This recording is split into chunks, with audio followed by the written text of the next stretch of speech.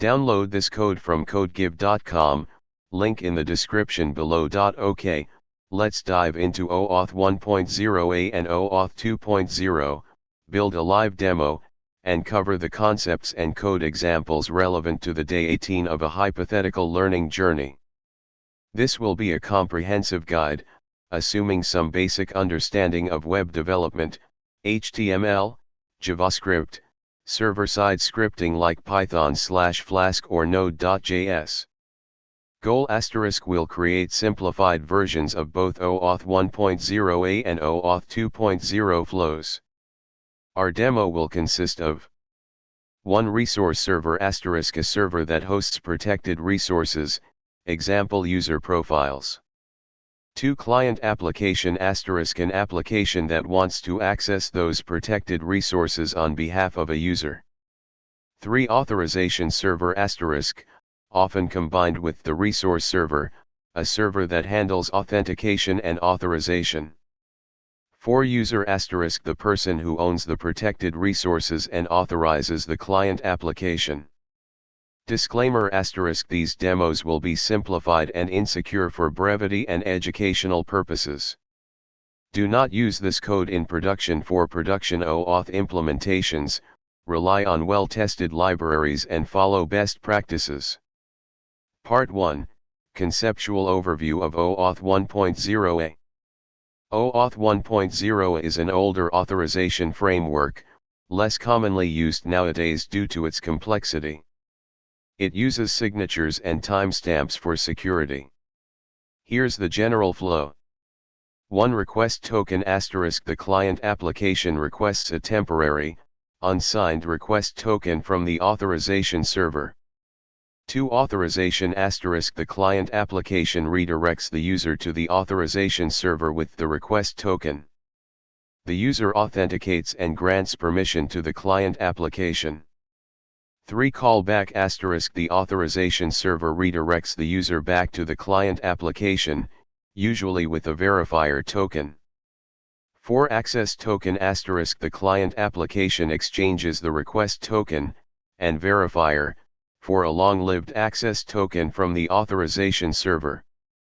5 protected resource access *, the client application uses the access token to access the protected resources on the resource server, signing each request with the access token and a secret key. Part 2, Conceptual Overview of OAuth 2.0.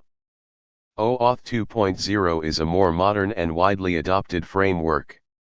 It uses access tokens and supports different grant types, flows, for various scenarios. The most common grant types are authorization code grant * suitable for web applications and native applications with backend servers. We'll focus on this. Implicit grant * used for client-side applications, JavaScript only, where storing client secrets is not possible, generally discouraged now due to security concerns.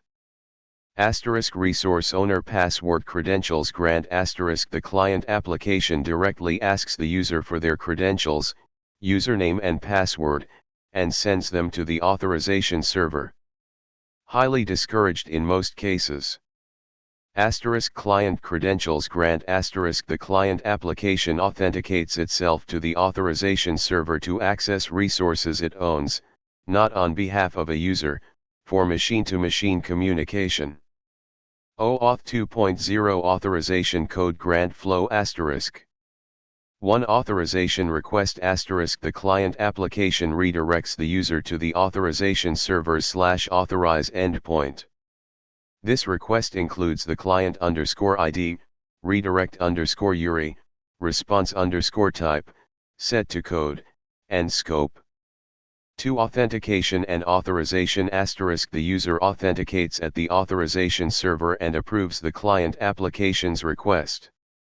3 authorization code * the authorization server redirects the user back to the client application's redirect _URI, including an authorization code in the query parameters.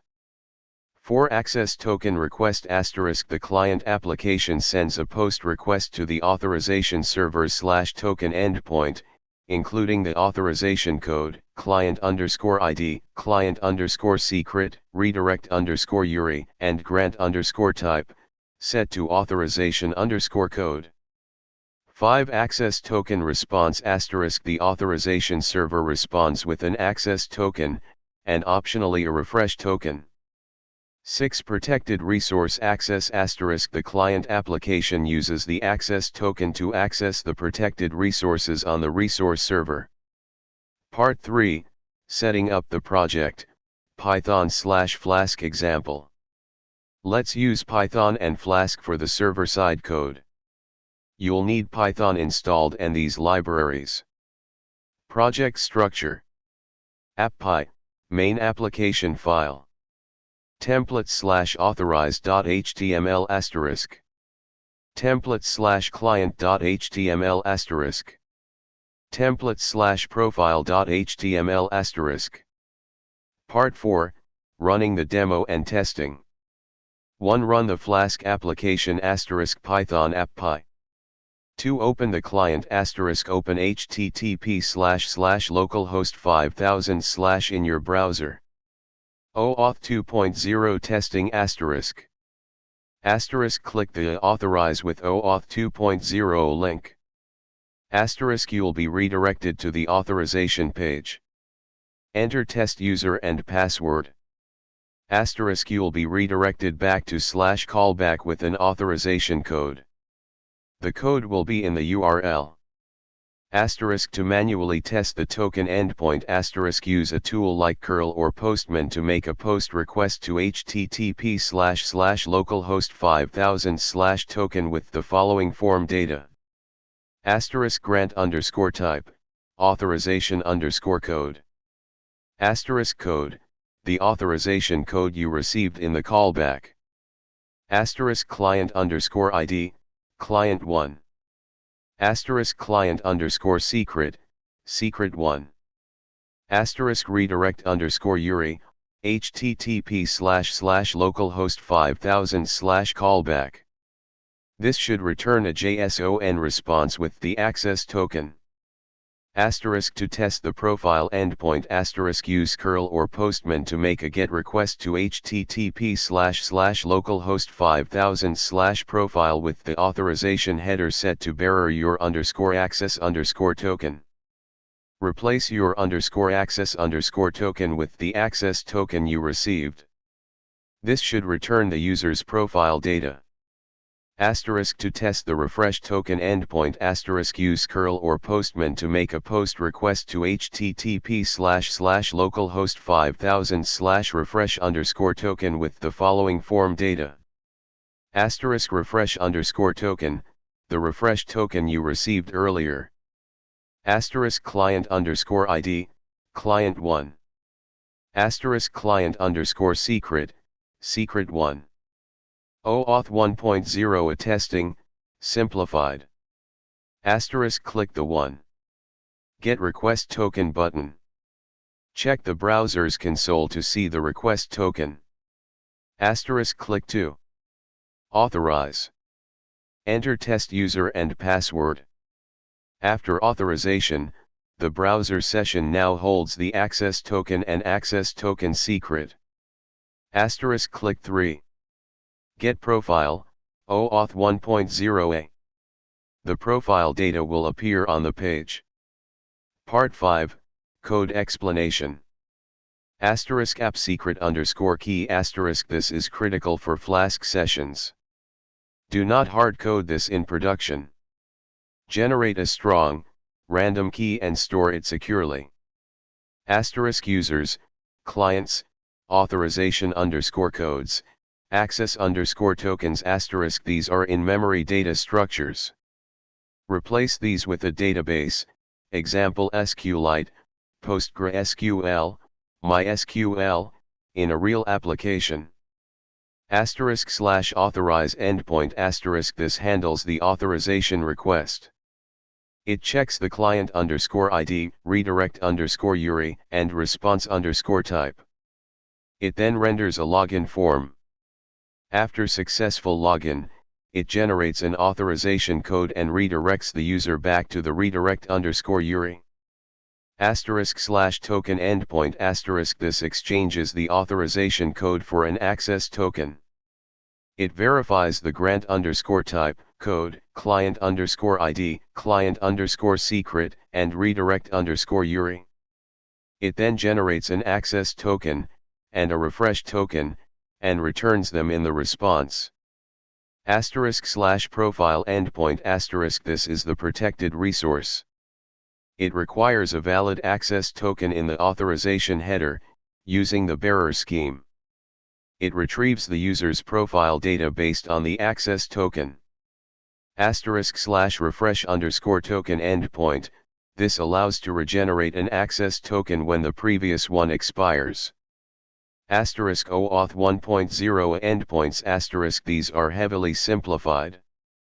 A real oauth 1.0 implementation would involve generating signatures using HMAC SHA-1 or RSA SHA-1. Part 6, Important Security Considerations, simplified for demonstration. *client secrets *. In this demo, client secrets are stored in the code. In a real application, store them securely, example using environment variables or a secrets management system. For native applications, mobile apps, client secrets cannot be stored securely. In this case, more secure alternatives should be considered. PKCE. *HTTPS*. Always use HTTPS in production. Never transmit sensitive data, like client secrets, authorization codes, or access tokens, over HTTP. *token storage *. Access tokens should be stored securely on the client side, example in secure cookies or using a secure storage mechanism provided by the platform. Do not store them in plain text. *input validation *. Thoroughly validate all input to prevent injection attacks. *CORS *. If your client application is running on a different domain than the authorization server, you'll need to configure CORS, cross-origin resource sharing, appropriately. *CSRF protection *. Implement CSRF, cross-site request forgery, protection to prevent malicious websites from making unauthorized requests on behalf of a user. *rate limiting *. Implement rate limiting to protect your authorization server from abuse. *token expiration *. Use short-lived access tokens and refresh tokens. *PKCE, proof key for code exchange. Use PKCE with the authorization code grant for native and client-side applications to mitigate authorization code interception attacks. Revoking tokens, implement functionality for users to revoke access tokens and refresh tokens. This allows them to revoke access granted to client applications. Part 7, Libraries and Best Practices. For oauth 2.0 servers in Python, consider using libraries like *auth_lib*, a comprehensive oauth 2.0 and OpenID Connect library. *flask oauth_lib*, flask extension for oauth_lib. For oauth 2.0 clients in Python, use *. Requests oauth_lib*, makes it easy to interact with oauth 2.0 servers using the requests library. Part 8, Conclusion, Day 18 Reflections. On Day 18, you should have a basic understanding of the oauth 1.0a and oauth 2.0 flows, including the key concepts, endpoints, and security considerations. You've built a simplified demo to illustrate these concepts. Further learning ***. Read the RFC's *oauth 2.0 specification, RFC 6749, and oauth 1.0 specification. Explore OpenID Connect. OIDC builds on top of oauth 2.0 and provides an identity layer, allowing applications to verify the user's identity. Investigate PKCE. Learn how PKCE enhances the security of the authorization code grant for native and client-side applications. Study real-world OAuth implementations. Examine how popular services like Google, Facebook, and Twitter implement OAuth. Practice using OAuth libraries. Build more complex applications using the libraries mentioned above. Deepen your understanding of security best practices. Regularly review and update your knowledge of security threats and mitigations. This tutorial provides a solid foundation for understanding OAuth.